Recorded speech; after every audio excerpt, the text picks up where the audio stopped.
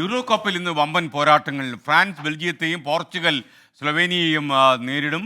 അനിൽ വാസുദേവ് തുടരുകയാണ്. അനിൽ വാസുദേവ്, എന്തൊക്കെയാണ് ഈ കളിയുടെ വിശേഷങ്ങൾ?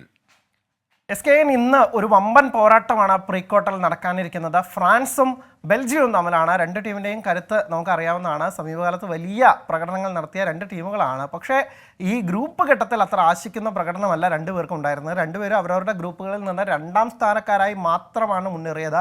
അത് ഒരു തരത്തിലും ആരാധകർ പ്രതീക്ഷിച്ചിരുന്നതല്ല. പ്രത്യേകിച്ച് ഫ്രാൻസിൻ്റെ കാര്യം, കിലിയൻ എംബപ്പയും അന്റോയിൻ ഗ്രീസ്മാനും ഉസ്മാൻ ടെമ്പേലയും അടക്കമുള്ള വലിയ താരനിരയുള്ള കഴിഞ്ഞ തവണത്തെ ലോകകപ്പ് റണ്ണറപ്പുകളായ ഒരു ടീം, അതിന് മുന്നത്തെ വർഷം ലോക ചാമ്പ്യന്മാരായ ഒരു ടീം, 2018 ചാമ്പ്യന്മാരും 2022 റണ്ണറപ്പുകളുമായ ഒരു ടീം ഇങ്ങനെ തട്ടിമുട്ടി പോകുന്നത് എന്ത് എന്നുള്ള വലിയ സങ്കടത്തിലായിരുന്നു. എന്തായാലും ഇന്നവർ ബെൽജിയത്തിനെതിരെ അവരുടെ യഥാർത്ഥ കളി പുറത്തെടുക്കുമെന്ന് തന്നെയാണ് പ്രതീക്ഷിക്കുന്നത്. പ്രത്യേകിച്ച് കിലിയൻ എംബപ്പെ അടക്കമുണ്ടായിട്ടും ഗോളിലേക്ക് എത്താൻ അവർ വലിയ രീതിയിൽ പാടുപെടുന്നുണ്ട്. അതിനൊരു മാറ്റം ഉണ്ടാകുമെന്ന് തന്നെയാണ് ഇന്ന് പ്രതീക്ഷിക്കുന്നത്. ബെൽജിയം ആവട്ടെ അവരുടെ സുവർണ്ണ തലമുറയുടെ അവസാന ഘട്ടത്തിലാണ് എത്തി നിൽക്കുന്നത്. പക്ഷേ അവർക്ക് ഇത്തവണയെങ്കിലും ഒരു കിരീടമില്ലെങ്കിൽ ഇനി എന്ന് എന്നുള്ള ചോദ്യം ആരാധകർ ഉന്നയിച്ചു തുടങ്ങിയിട്ടുണ്ട്.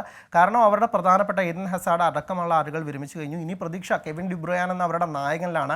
പക്ഷേ ഗോളടിക്കുന്നതിൽ റൊമേൽ ലുക്കാക്കു അടക്കമുള്ളവരുടെ മോശം പ്രകടനം അല്ലെങ്കിൽ ഫിനിഷിങ്ങിലെ പോരായ്മകൾ ആദ്യ മത്സരത്തിൽ തന്നെ അവർക്ക് തോൽവി നേരിട്ടെടുത്തു. പിന്നീട് മത്സരം ജയിച്ചെങ്കിൽ അവസാന മത്സരത്തിൽ സമനിലയുടെ ബലത്തിൽ മാത്രമാണ് രണ്ടാം സ്ഥാനക്കാരായി മുന്നേറിയത്. അവർക്ക് മുന്നേറിയേ തീരൂ. ഇന്ന് നടക്കുന്ന മറ്റൊരു മത്സരം 12:30 നടക്കുന്ന പോർച്ചുഗലിൻ്റെ മത്സരമാണ്. ക്രിസ്ത്യാനോ റൊണാൾഡോയുടെ മത്സരമാണ്. ക്രിസ്ത്യാനോ റൊണാൾഡോ ഇതുവരെ ഇത്തവണ ഗോൾ അടിച്ചിട്ടില്ല. റൊണാൾഡോ ഗോൾ അടിക്കുമോ എന്നറിയാൻ തന്നെയാണ് അദ്ദേഹത്തിൻ്റെ ആരാധകർ ആകാംക്ഷയോടെ കാത്തിരിക്കുന്നത്. ആ മത്സരവും വലിയ പ്രതീക്ഷയിൽ തന്നെയാണ് കാത്തിരിക്കുന്നത്. എന്തായാലും യൂറോ കപ്പിലെ അവസാന 8 ടീമുകളിൽ 6 ടീമുകളുടെ കാര്യത്തിൽ ഇന്ന് തീരുമാനമാവും. ഇനി 2 ടീമുകൾ കൂടിയാണ്. അത് ആ മത്സരങ്ങൾ നാളെയാണ്.